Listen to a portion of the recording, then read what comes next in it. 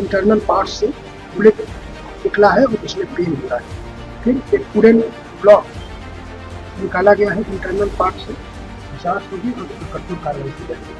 और मैंने और एसपी साहब ने भी घटनास्थल का निरीक्षण किया है। अभी तक कोई कार्रवाई थाना अध्यक्ष की लापरवाही सामने आई है तो उसको निलंबित कर दिया।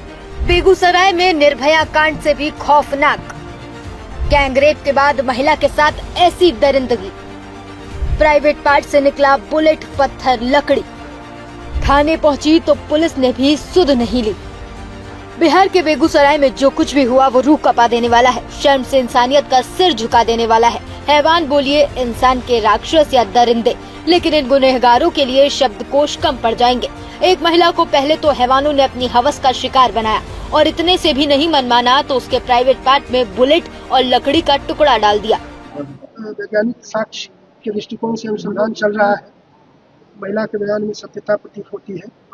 और ये डिस्चार्ज होने के बाद जब वापस आज आई है 12 तारीख को देर संध्या और डिस्चार्ज हो गई, इसके बाद ये आई है घर से, तो उनका कंप्लेन है कि इंटरनल पार्ट से बुलेट निकला है और उसमें पेन हो रहा है।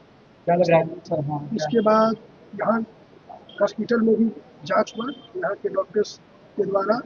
फिर एक पूरे ब्लॉक निकाला गया है इंटरनल पार्ट से। ये तो पुलिस का बयान और मेडिकल रिपोर्ट है, लेकिन सोचकर ही रूह कांप जाती है कि उस महिला पर उस वक्त क्या बीती होगी।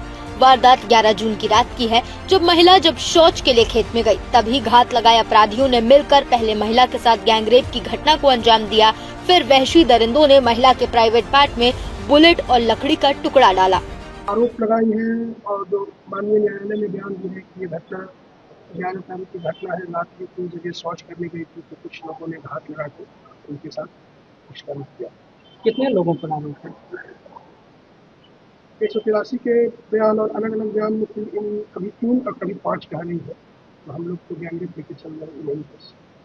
इसके साथ 3 माह पहले भी दुष्कर्म का प्रयास किया गया था घर में, उसी अपराधी पर फिर आरोप है। इसलिए मैं आपको बता देता हूँ कि जो कोई भी कहीं से पुलिस के एंगल से लैप होगा तो उस पर जांच होगी और उस पर कठोर कार्रवाई की जाएगी। दुखियारों का पुलिस ही एक सहारा होती है, इसीलिए पीड़िता अपनी फरियाद लेकर थाने पहुंची। इल्जाम है कि यहाँ भी उसे दुत्कार मिली। पीड़िता को डांट डपट कर थाने भगा दिया गया, लेकिन जब मामले बड़े अधिकारियों तक पहुंचा तो हंगामा मच गया।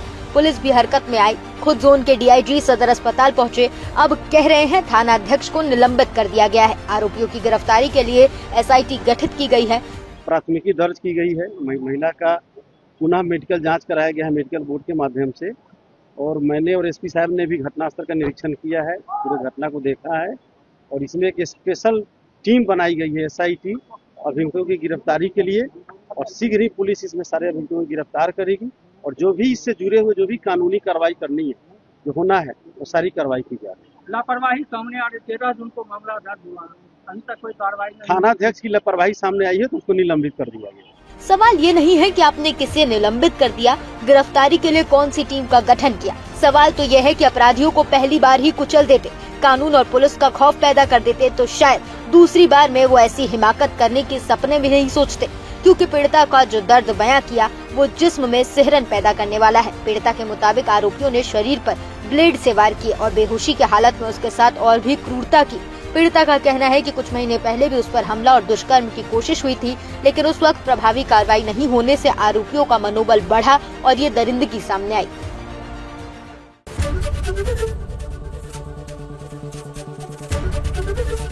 एबीपी गंगा, खबर आपकी, जुबान आपकी।